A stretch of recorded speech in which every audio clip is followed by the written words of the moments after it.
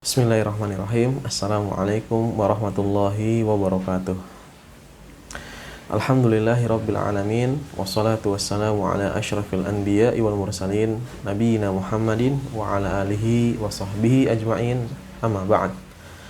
Alhamdulillah, segala puji hanya milik Allah Subhanahu wa taala, yang mana atas limpahan nikmat dan karunia-Nya pada kesempatan pagi hari ini kita bisa sama-sama kembali belajar. Kemudian tak lupa salawat dan salam semoga Allah Subhanahu wa taala senantiasa limpahkan dan juga curahkan kepada nabi kita yang mulia, Nabi Muhammad sallallahu alaihi wasallam. Baik anak-anakku sekalian yang Bapak cintai karena Allah Subhanahu wa taala. Pada pagi hari ini kita akan mempelajari pelajaran Al-Qur'an hadis, yang mana pembahasan kita sudah sampai pembahasan idgham, hukum nun sukun dan juga tanwin, ya, yang mana hukum nun sukun dan tanwin ini sudah pernah kita pelajari ya di semester yang lalu, dan kita akan mempelajari lagi nih hukum nun sukun dan tanwin pada semester ini, ya, tentunya dengan pembahasan yang berbeda. Baik anak-anakku sekalian yang semoga dirahmati oleh Allah Subhanahu wa taala, ya, nun sukun dan tanwin, ya, Pak Arif yakin kalian sudah tahu, ya. Nah, sedikit mengulang ya, bahwasannya ya, dalam Al-Quran nih, kalau ada nun sukun atau tanwin ya bertemu dengan huruf ya, tertentu, maka ada bacaan khususnya atau kita katakan ada hukum tajwidnya ya. Jadi kalian harus memahami dan mempelajari, apalagi kalian ini para penghafal Al-Quran ya. Nah, pembahasan ini sangat penting sekali kalian pahami ya. Supaya apa? Supaya ketika kalian membaca Al-Quran, kalian bisa membacanya dengan tajwid. Ya, baik. Nah, itu dia nun sukun dan tanwin. Nah, sekarang apa sih yang dimaksud dengan nun sukun? Ya, nun sukun itu adalah huruf nun ya yang tidak berharokat ya, atau huruf nun yang dia ini ada sukunnya. Ya, ada sukunnya. Ya, biasanya sukunnya itu bulat ya, atau setengah lingkaran seperti itu. Kemudian tanwin. Apa sih tanwin? Ya, tanwin adalah tanda baca yang double ya. Biasanya kalau fathah ada dua fathahnya ya, disebut fathatain ya. Biasanya dibaca menjadi an, atau kasroh ada dua kasrotain ya, biasanya dibaca menjadi in, atau dhammah ya, dhammatain ada dua dhammahnya ya. Biasanya kalau dhammah ini kebalik, yang pertama begini, yang kedua begini ya. Nah, itu dibaca un biasanya. Nah, sekarang sudah paham kan kalian ya yang dimaksud dengan nun sukun dan juga tanwin. Baik anak-anakku sekalian yang semoga dirahmati oleh Allah Subhanahu wa taala ya. Hukum nun sukun dan tanwin ini ya terbagi menjadi berapa, ayo? Masih ingat nggak? Ya, betul. Terbagi menjadi 4, subhanallah. Ya.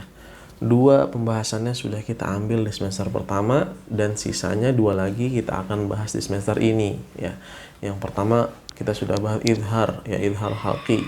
Kemudian kita juga sudah ambil idgham ya, di mana ternyata idgham ini ada 2, ada idgham bi gunnah dan idgham bila gunnah. Nah, yang ketiga adalah apa? Iqlab. Nah, ini yang akan menjadi pembahasan kita pada pagi hari ini. Kemudian yang terakhir adalah ikhfa. Nah, ini pembahasan akan kita bahas di pekan-pekan yang akan datang insyaallah taala. Baik anak-anakku sekalian yang semoga dirahmati oleh Allah Subhanahu wa taala, langsung saja kita masuk ke dalam bahasan inti, yaitu tentang iqlab. Ya. Tentunya ya iqlab ini ya bagi kalian nih yang sudah pernah mempelajari ya, semoga pelajaran ini membuat kalian semakin paham. Dan bagi yang baru pertama kali mempelajari pelajaran ini ya, semoga kalian dimudahkan untuk memahami ya. Nah, dengarkan baik-baik. Iqlab adalah ya, iqlab secara bahasa nih, secara bahasa artinya merubah.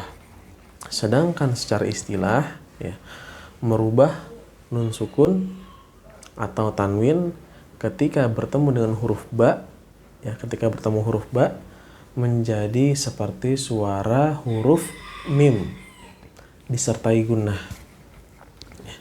Sekali lagi nih, memang agak bingung kalau dari pengertian. Nanti sepertinya lebih mudah kita langsung praktek ya, tapi nggak masalah, kita jelaskan pengertiannya dulu.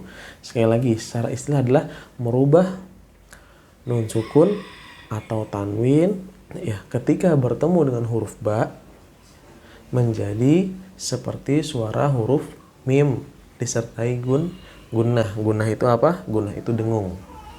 Ya.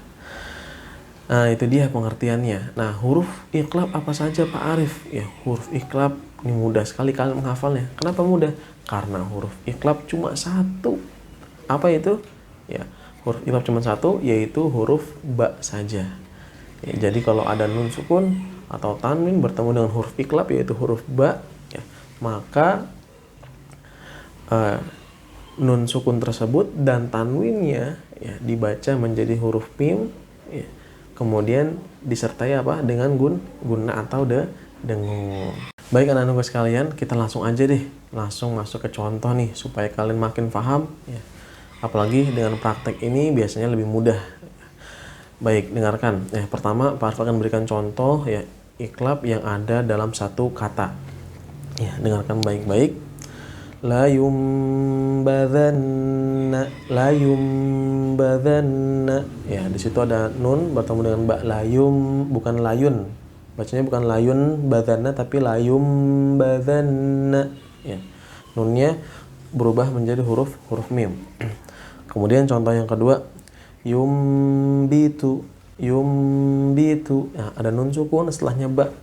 Tidak dibaca yunbitu tapi yumbitu.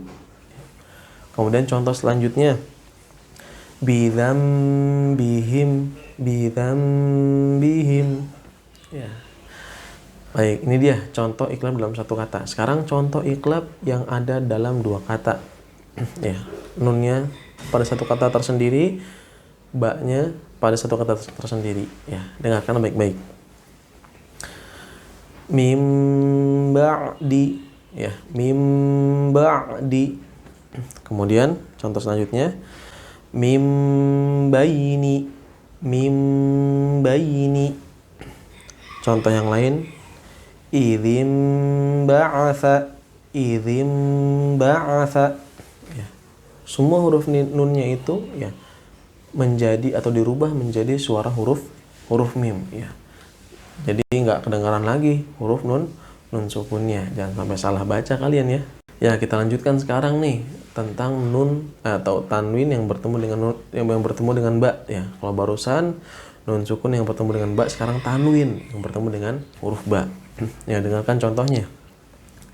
Sami'un basir, sami'un basir.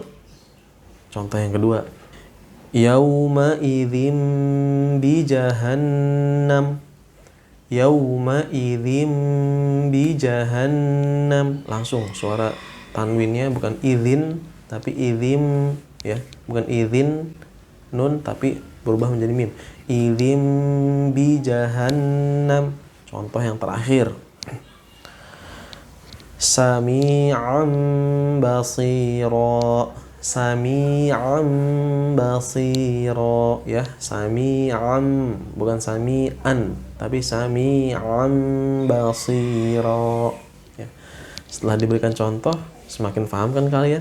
Baik anak-anak sekalian yang semoga dirahmati oleh Allah Subhanahu wa taala, selesai sudah pembahasan yang bisa Pak Arif jelaskan pada kesempatan pagi hari ini. Ya. Apabila ada hal-hal yang kurang jelas silahkan ditanyakan. Ya, kalau kalian masih belum bisa mempraktekkan bacaan iqlab, ya belajar terus, sabar, jangan putus asa. Ya, Pak Arif tutup dengan bacaan kafaratul majlis. Subhanakallahumma bihamdik, asyhadu an la ilaha illa anta astaghfiruka wa atubu ilaik. Assalamualaikum warahmatullahi wabarakatuh.